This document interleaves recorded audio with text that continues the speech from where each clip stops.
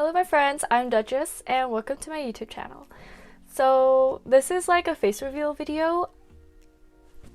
So I promised my Instagram followers that I was going to do a face reveal if I reached 1,000 followers. And so I did, so thank you. I also said I would try to put my face in a YouTube video. So here it is. It's a little bit awkward, but it's not too bad. I just wanted to say thank you all so much for the support. I think you guys are amazing and you guys are so lovely. I love interacting with all of you guys. I never thought I would have so many followers or subscribers, whether it be on Webtoon, YouTube, or Instagram. So thank you all. I really appreciate you. For this week's video, I decided to do a Webtoon with me process video. So I'm going to be working on my Webtoon and also telling you guys a story. So this week I'm going to talk about what inspired me to create my Webtoon and the events that led to me creating my Webtoon. So yeah, I hope you guys enjoy this video, and a huge thank you to Jacob Adams, a huge supporter of mine and a good friend, for requesting this video. So let's get started. So recently I've been a bit behind on my Webtoon uploads and I just don't have a lot of panels to upload, so uploads are shorter than usual. I just finished all my finals and so I will be working on my Webtoon much more.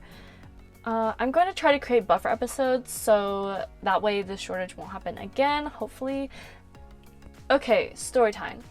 I have always loved writing, reading, and drawing. I have been drawing since forever. I can't remember when I didn't draw because I don't really think there was a time when I didn't. Of course, as a toddler, I did draw, but you know, I feel like it's pretty normal for toddlers to draw a bit here and there or scribble a bit.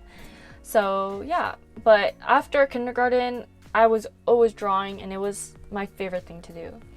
I also used to be really bad at reading when I first started going to school because I was taught another language at home. English is not my first language. So I didn't really understand English and I spoke to my teachers in a different language and I couldn't read English. So let's just say reading was not very easy for me at that time. However, from kindergarten to first grade, I picked up a lot of words and I started to really love reading. I read books all the time and I checked out as many books as I could every time we went to the library. As I grew older, I read even more and my reading skills really grew. The types of books that I read were fantasy, action, mystery, romance, and a bunch of other genres. I read all types of books and I love pretty much all types of books. Except history, okay? I do not like history books. Sorry. I just find those extremely boring, but every other book I'm okay with. Some books were so inspiring that I would make fan art of them, and I was just an absolute nerd. Like, you catch me in the library during lunch, before school, after school, I'm in the library all the time, doing homework, reading, drawing. No, not drawing. I did not draw at school, but I did read at school all the time. So I think that all of this reading and drawing led me to thinking more creatively about things. I'm not a very creative person, but I do like to imagine different worlds, different types of things, and you know, just because I think I've read so many books that I have more creativity than what I used to have. So as I was growing up, I often wrote a lot of silly stories and I also drew pictures with the stories so that it was like a picture book. My sisters and I used to create paper books with printer paper. We would draw in them and then write a story and then like staple the sides so that it was like a book, right? So we create this library full of these made up stories with our drawings in them and it was really fun. Since I was a kid, my stories were pretty terrible, but as I grew older and read more books and drew more, I was able to come up with better ideas. In the 9th grade especially, I was super inspired because of some ideas that I had and created so many stories. I created so many stories, but they just weren't it. It wasn't enough to go off of, and it wasn't good enough to create a story, and they were just incomplete, you know, like it was just missing a lot of things. So during senior year, I was thinking of a story and thinking of original characters to design because OCs are pretty fun to create in my opinion. Then I remembered all of my old stories that I created in the 9th grade. So I looked at all my old journals and compiled this huge mumbo jumbo story that with all of these components. It was a huge mess, and it took me about a year to finally organize things and make it better. I mean, even today, there are still parts of my story that I need to work on. It's an amateur webtoon with ideas from a very young person, so of course, it's not the best story I could have created, but I'm going to keep working on it because I really poured my heart and soul into my webtoon. I have never been so dedicated to a story for so long. It's been about 3 years since I first wrote it. So for most of my stories, the moment I finish writing them, I decide I'm done, completely done with this story, and I'm bored of it, like so bored. So the fact that I am not bored or feeling like I'm completely done with this story kind of tells me that this story must be important to me, or I must really be in love with this story, because I always get bored of my stories. Always. So yeah, I'm still going to work on it, even though I could totally write something better now, but I love this story. So I also wanted to add that just because I love my story doesn't mean that I don't feel unmotivated at times. I'm pretty sure it happens to everyone. No matter how much you love your webtoon, sometimes you will feel like it's not good or you should just quit. There's always someone out there who will read your story and they will like it. And more importantly, you will like it, unless you don't anymore. But if you are just feeling unmotivated at the moment, just take a break, gather your thoughts, find some more inspo from doing literally anything else. Go for a walk, get some fresh air, go cook some food, or go watch your favorite movie. So I came up with the story because of random inspiration that I got.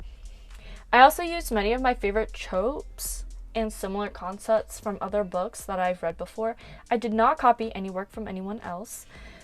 Let me explain how I created it and what I was thinking while I made my webtoon. For example, I love best friends to lovers, so maybe I'll put that in my story. Maybe I'll make that a part of my story.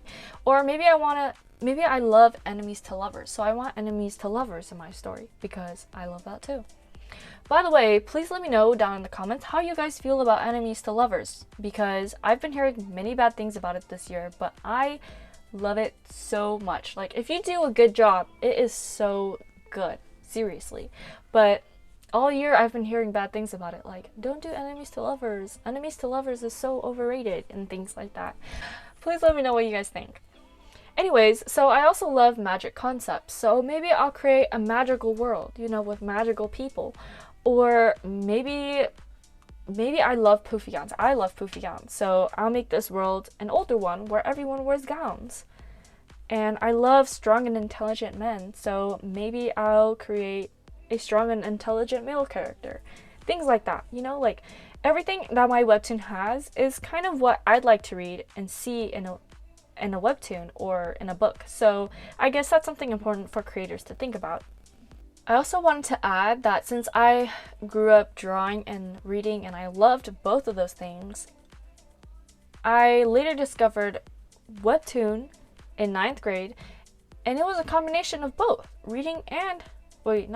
drawing and writing. So I was like, oh my gosh, 2 birds with 1 stone. So of course I had to create a webtoon because it was literally right there and available to me. So after I discovered webtoons and after reading a lot of webtoons, I then decided, you know what, I want to make a webtoon. So I started creating a lot of stories. And senior year, I just happened to create a good one for once, or a decent one for once. Along the way, I feel like creators can feel the urge to create what other people desire to read, or like do what other people want them to do, or what their readers want them to do, which is good, and there's nothing really wrong with that. However, I think it's much more important to create something that you'd love to read and something that you'd love to see and to create. Otherwise, you're going to have a lot of burnout and you'll probably get unmotivated really easily because it just happens that way. So focus on yourself and take care of yourself. that is all I have for you guys this week. If you guys enjoyed this week's video or learned something new, please give this video a thumbs up, subscribe, and click the notification bell to get notified. Thank you so much for watching, and I hope to see you guys next week.